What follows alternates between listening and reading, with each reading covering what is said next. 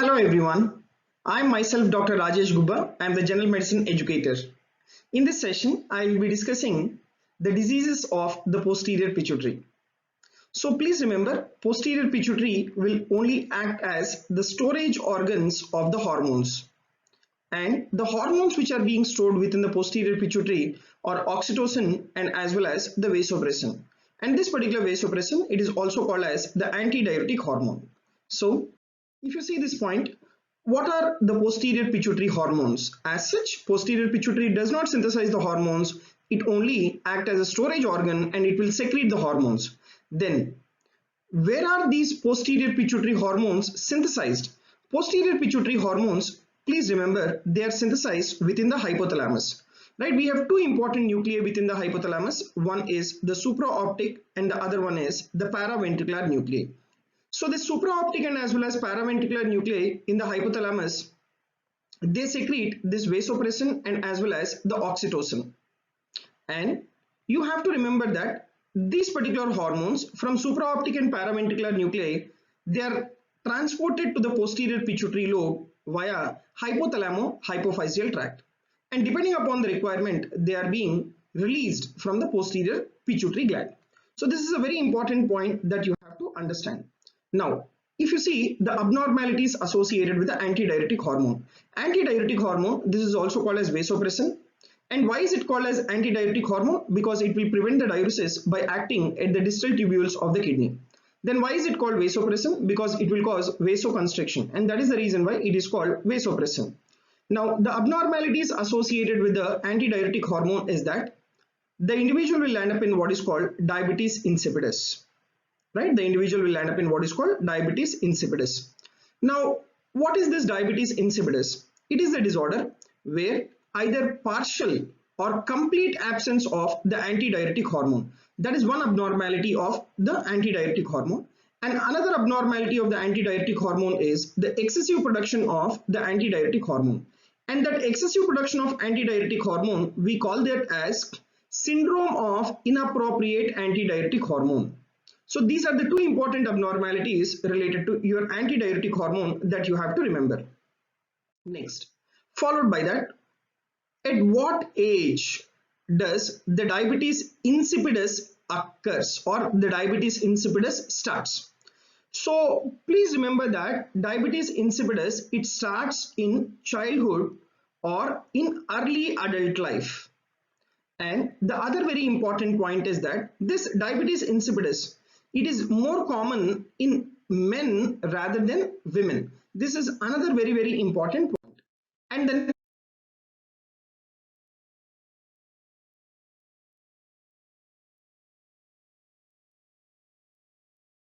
what is central diabetes insipidus? It is a disorder where there is partial or complete absence of the antidiuretic hormone. Right? It is a disorder where there is partial or total deficiency of the antidiuretic hormone. That is what is called as the central diabetes insipidus. Then, followed by that, what are the features of the central diabetes insipidus? Right? What are the features of central diabetes insipidus? So, antidiuretic hormone is the one which is required for the reabsorption of water from the distal tubules of the kidney.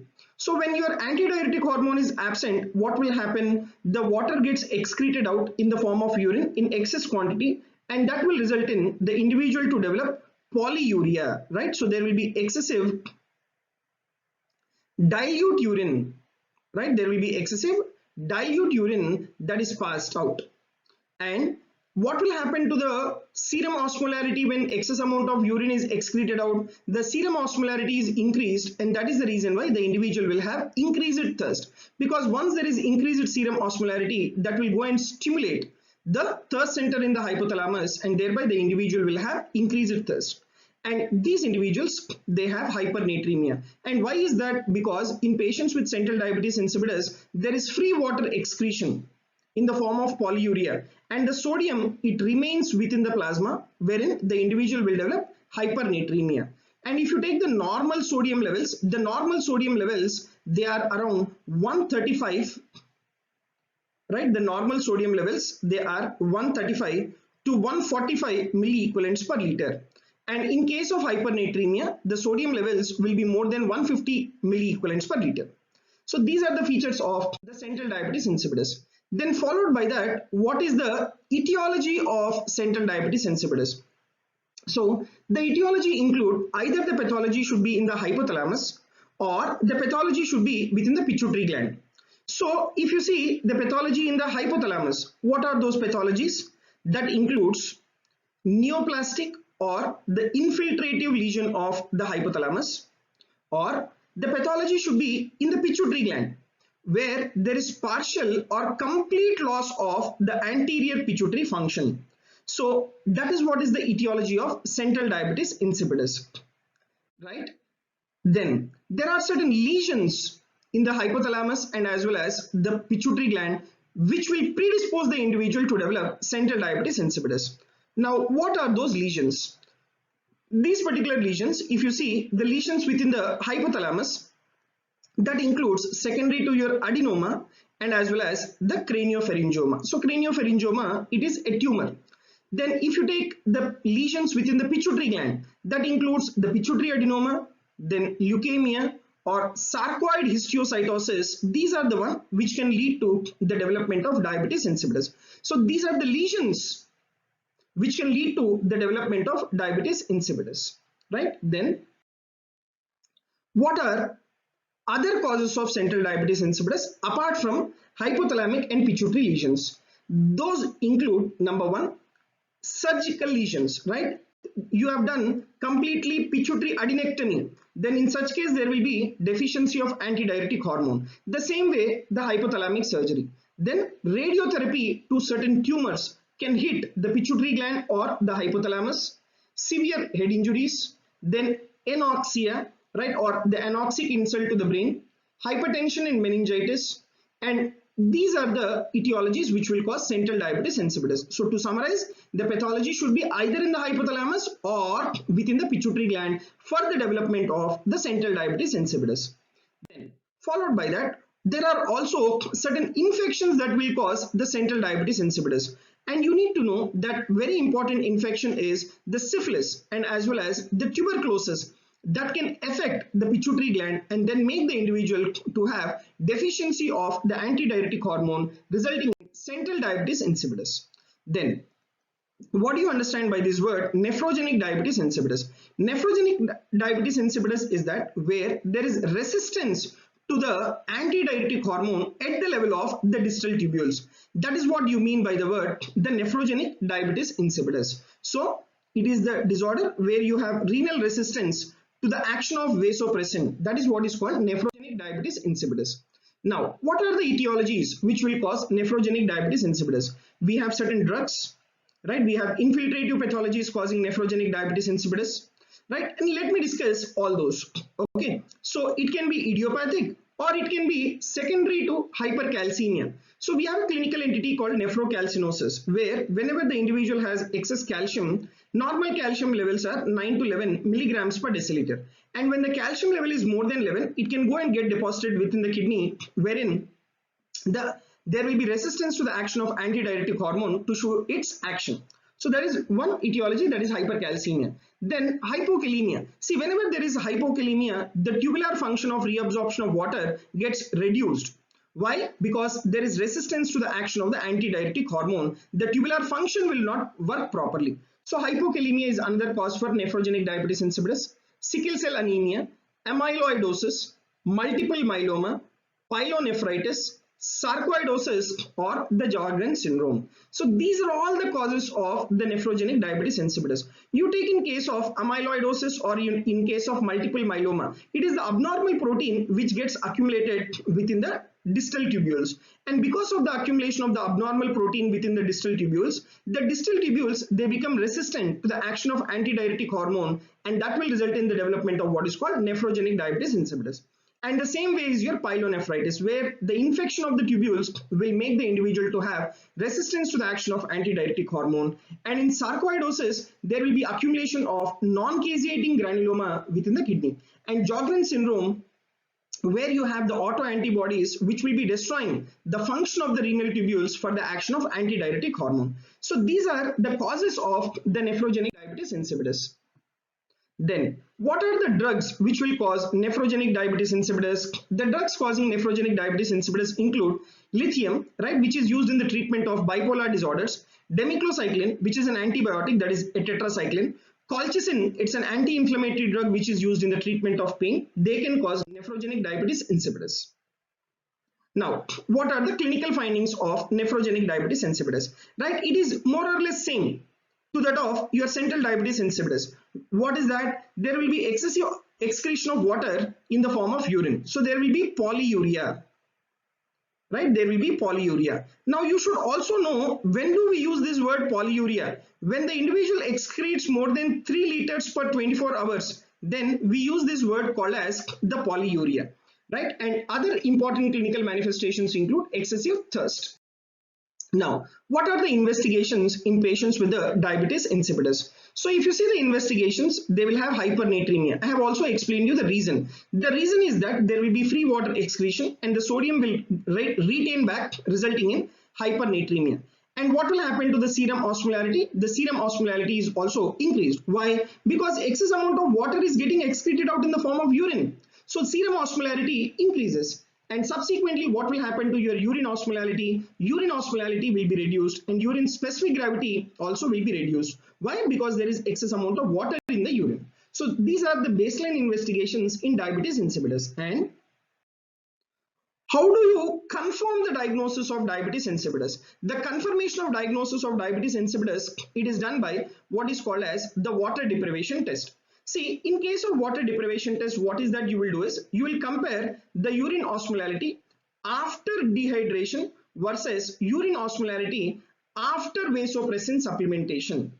Right? You will compare the urine osmolality after dehydration versus urine osmolality after vasopressin. Now, what is the response of the water deprivation test in a normal individual? In a normal individual, whenever you do a water deprivation, what will happen? That in water deprivation, what is that you are doing? You are restricting the fluid intake. So thereby, what will happen to the urine volume? That is decreased. And thereby, what will happen to the urine osmolality? That will be increased. So this will be the response of water deprivation in a normal person. Then, what will be the response of the fluid restriction in a diabetes insipidus patient? Now again, it all depends whether it is central diabetes insipidus or whether it is nephrogenic diabetes insipidus. Whatever it is, in spite of fluid restriction in diabetes insipidus patient, there is increased quantity of the urine. The urine volume, it remains increased despite volume depletion. Right, despite volume depletion. And ADH will be decreased in central diabetes insipidus, and the quantity of the ADH will be increased in nephrogenic diabetes insipidus. Why? Because in nephrogenic diabetes insipidus, it is not the problem at the level of your hypothalamus or pituitary. The problem is at the level of the distal tubules. So the distal tubules, they are resistant to the action of the antidiuretic hormone. So the hypothalamus or the pituitary, they feel that there is no ADH, and that is the reason why the water is not being retained. So that is the reason why ADH is excessively secreted from the posterior pituitary in nephrogenic diabetes insipidus. Then what will be the response in diabetes insipidus patient whenever you do a fluid restriction? So if a patient, okay, I'll just show you a graph here, right? That graph will explain you, okay? Now, see, this is in a normal individual, right? This green line is in a normal individual. Whenever you do a water deprivation, what will happen? The urine volume decreases and serum osmolality increases. That is what will happen whenever you do a water restriction in a normal individual. But you take in patients with the central diabetes insipidus, right? You take in patients with central diabetes insipidus. Whenever you give antidiuretic hormone, that is the point when the urine volume, it start decreasing. But whenever you give antidiuretic hormone, there is no response in case of nephrogenic diabetes insipidus patient. So in spite of doing water deprivation and in spite of giving the antidiuretic hormone, in patients with nephrogenic diabetes insipidus, there is excessive water excretion. So in summary, in central diabetes insipidus, when you give ADH, the urine excretion decreases. But even though you give ADH, in patients with nephrogenic diabetes insipidus, the urine excretion does not decrease. So that is the summary. Okay. And investigation of choice is water deprivation test. Then followed by that, what are the differential diagnosis of diabetes insipidus? The very important differential diagnosis of diabetes insipidus is the psychogenic polydipsia. See, in patients with psychogenic polydipsia, what happens is the individual will try to consume excess amount of water, right? The individual will try to consume the excess amount of water because of some psychological disorder. So that is the reason why the individual will also be excreting excess amount of urine as well in patients with psychogenic polydipsia.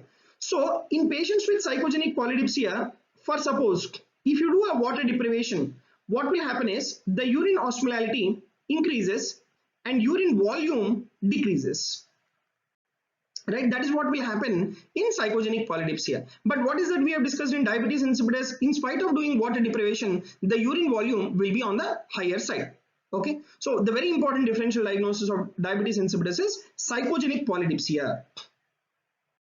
Then, how do you treat these patients with central diabetes insipidus and nephrogenic diabetes insipidus? So, you should know what is the treatment of central diabetes insipidus. The treatment of central diabetes insipidus is that you need to give vasopressin analogs.